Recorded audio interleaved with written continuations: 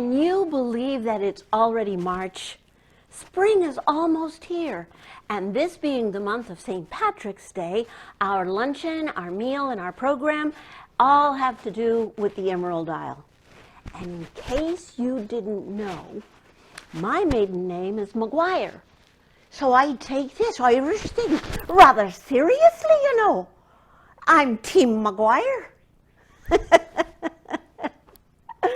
Our chaplain, Freth Carroll, has prepared a very inspirational devotional that tells us more about this very special season. Freth? Good afternoon, all you beautiful ladies out there. It's good to see you again. Hopefully very soon we'll be seeing each other in person. Seems like COVID is sort of dying down and people are getting their vaccines. So hopefully that will happen soon.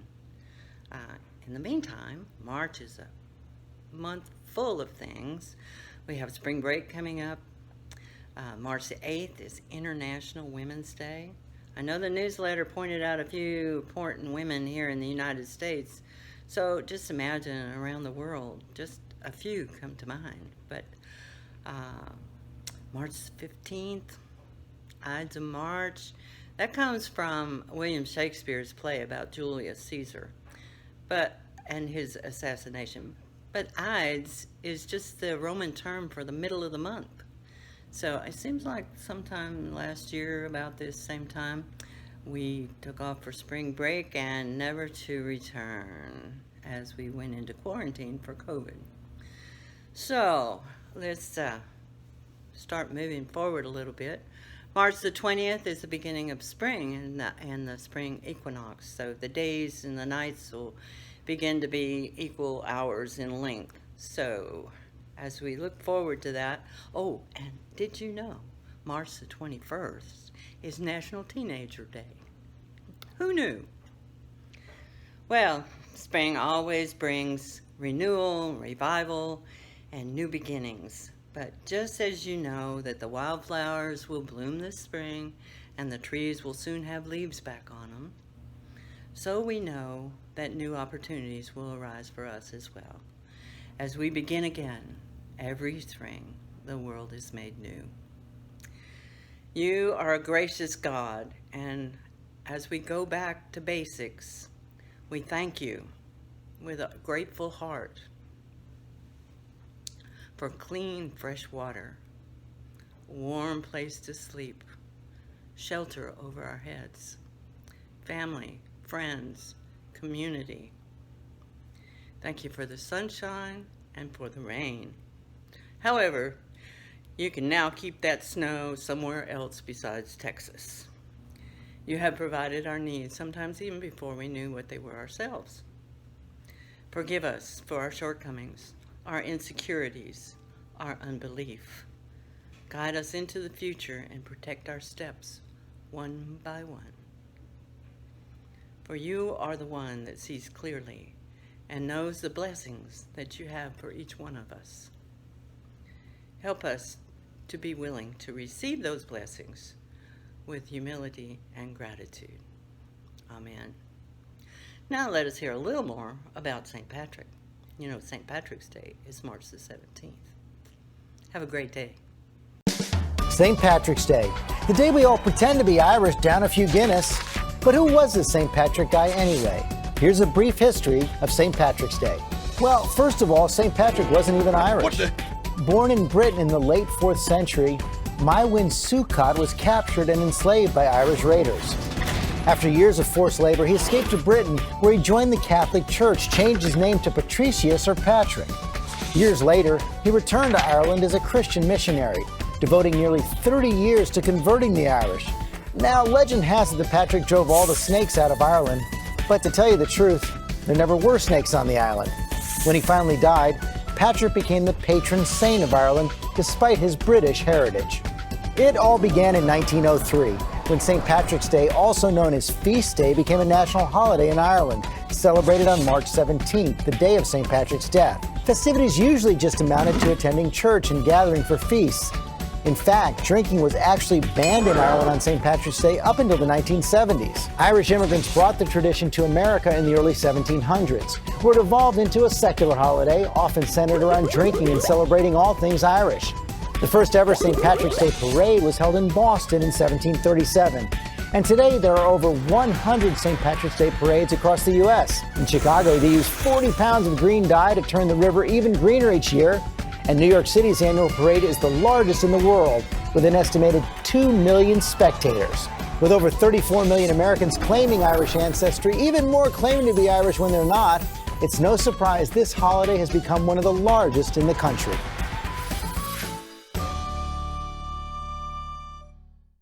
Thank you, Freth. Just a couple of announcements before we get on with our program, which is an absolutely outstanding program by harp and flautist virtuosos, a duo called Chaski. First of all, the coffee clutch. Do you remember last month I announced that we would be having a new thing called Coffee Clutches the second Thursday of every month at 10 a.m. Well, guess what? I really messed up. I sent out reminders to everyone for the Coffee Clutch this past Thursday at 10 a.m. So it was the first Thursday, and it should have been the second Thursday. But never fear, we'll just have a second one. This one that we had this past week was so cool because we had two of our newest members join us, and they got to meet some of us, and we got to meet them and find out what brought them to Lago Vista, and a little bit about what they do and what they enjoy and what they're looking forward to as things change and we get to do the things that we're used to doing at our club. It was very exciting, so I hope you will join us for the second Thursday at 10 a.m. I'll send out a reminder with the Zoom link, and I'll try and keep it straight in my head. Sorry about that, but it's an extra coffee clutch. That's fine. That's fine. We can do that. Next, I have a really special announcement to make. This is very inspiring, I find.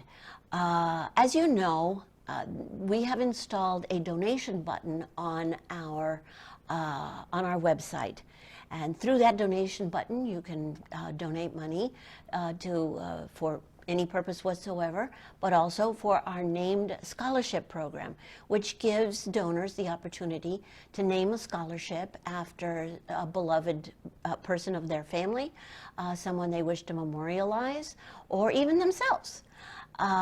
We also have the Annette Stokes Memorial Scholarship Fund, which has a specialized button just for it, so that you can donate in the memory of Annette Stokes to scholarships. Well, this past week, Kay Schneider, the chair of our scholarship committee, received a heartening, wonderful, heartwarming email, which I thought I would share with all of you. It goes as follows. Hi, Mrs. Schneider. My name is Jordan Hancox. I'm an alumni of Lago Vista High School, class of 2004. My cousin, Amelia Popham, class of 2005, is also copied on this email. I was a Women's Club scholarship recipient back in the day and was hoping to pay it forward. Amy and I are interested in starting a named scholarship on behalf of our grandmother, Carol Popham. We were hoping to get it instated for this academic year so that someone may receive the scholarship by this May. We are willing to contribute $1,500 with the possibility of increasing in future years. I'm happy to announce that yes, it is possible to get it done by this academic year. So this year, someone will receive the Carol Popham Scholarship, created by her granddaughters, and to pay it forward. That's what our generosity is capable of doing. It brings forth generosity in others. Thanks to all of you who donate, thanks to all who have donated, and thanks to all those who will donate. What a wonderful feeling it is. Thank you. As many of you are probably aware, the governor of Texas has announced that there will be a change in the mask wearing mandate, and he is announcing also that businesses can open at 100% capacity. Recognizing that this news would probably create a little effervescence amongst our membership, wondering how this announcement is going to affect our plans going forward, I called for a special EC meeting so that the executive committee could discuss how we should move forward with this changing situation. It was a general consensus that, excited as we are about the possibility of things getting close to normal again, whatever this new normal is going to be, that the earliest we would be able to look forward to having a get-together, an actual luncheon where we sit together, would be in May. And that we will take the month of March and the beginning of April to determine how this change affects the what's going on with the pandemic. If we see that there is a spike, another surge because of the removal of masks and people congregating, then perhaps it's a little too early for us to have a sit-down luncheon. If, however, we see that things are moving in the right direction, we will judge our next steps according to that. Also, the special interest groups who may once again have access to facilities at the POA, although they are still closed, we are going to ask that they also use special caution in addressing the possibility of getting together again. We don't know yet if when the POA will open the facilities again, if there will be limitations on the number of people who can congregate. And we would ask that the special interest groups take that into consideration, plan your activities accordingly, probably keep your groups small if you decide to go forward, and remember that you do so at your own risk. The Women's Club would like nothing more than to get back to normal. But when we get back together, we want it to be a true, honest reason for celebration and not have any regrets afterwards. So please keep all of that in mind. Thank you for your patience, and we really are looking forward to things getting back to normal. Our program today is quite extraordinary. We are fortunate enough to have collaborated with an absolutely amazing duo called Chaski. It's a virtuoso flute harp duo comprised of Adrian Inglis and Shanna Norton. They combine a collection of flutes and harps from around the world, and they have put together a very special concert just for us, celebrating Celtic music. Since we are all about Ireland this month, it is only fair to point out, however, that Celtic music includes the music of Ireland, Scotland, Spain, portions of France, and many other places as well. The influences of the Celtic heritage in music and culture are also keenly perceptible in our very own bluegrass music and many of the dances, which we tend to believe are so down-home American, but they have their roots in Celtic music. The harp, played by Shanna Norton, is an instrument so deeply tied to Ireland that you find the harp on the Irish currency, and it's even part of the logo of Guinness beer. Now, nothing could be more Irish than a Guinness beer. I'm sure I'll be hearing you agreeing with that one. Adrian Inglis, who, by the way, is a resident of Lago Vista, masters a large range of flutes, all playing an integral part of traditional Celtic and specifically Irish music.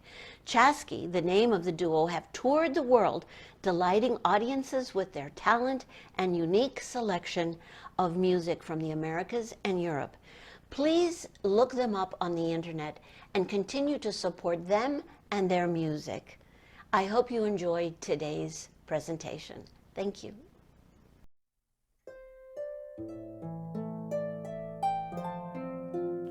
Welcome, Lago Vista Women's Club, to Chaski's video concert, A Celtic Songbook. We'll share with you some of our favorite Celtic tunes, from traditional strathspeys to reels to new works by contemporary Celtic composers.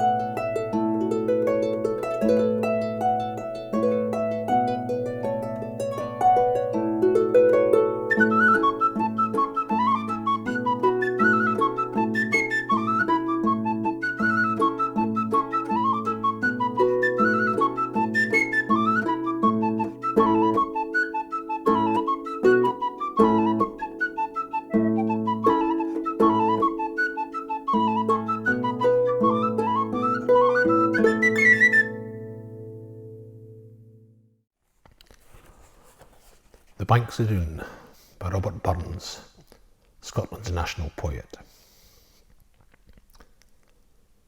Ye banks and braes of bonny Doon, how can ye bloom sae fresh and fair? How can ye chant, ye little birds, and I sae weary fu' o' care? Thou'll break my heart, thou warbling bird, that wantons through the flower and thorn. Thou minds me o' departed joys, departed never to return. Aft hae I roved by bonny Doon, to see the rose and woodbine twine, and ilka bird sang o' its love, and fondly said did I o' mine. Wi' lightsome heart I pu'd a rose, fu' sweet upon its thorny tree, and my fause lover stole my rose, but she left the thorn wi' me. Snadje waar.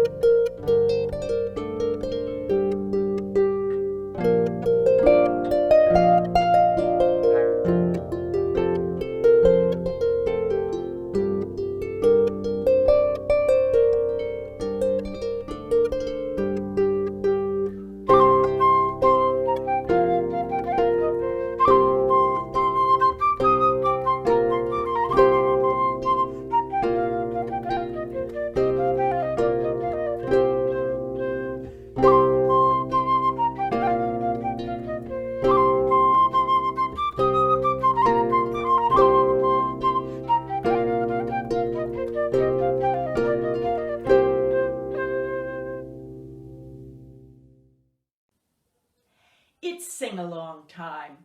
And whether you take the high road or the low road, and no matter who gets to Scotland before whom, I hope you'll join us in singing about the bonny, bonny banks of Loch Lomond.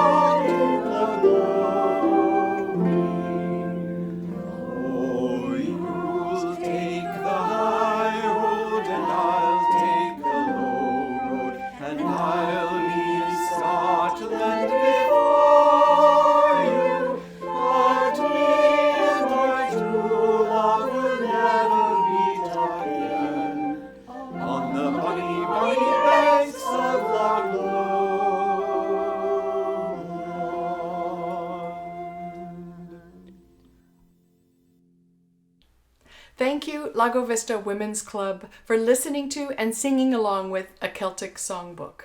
We hope to see you again soon.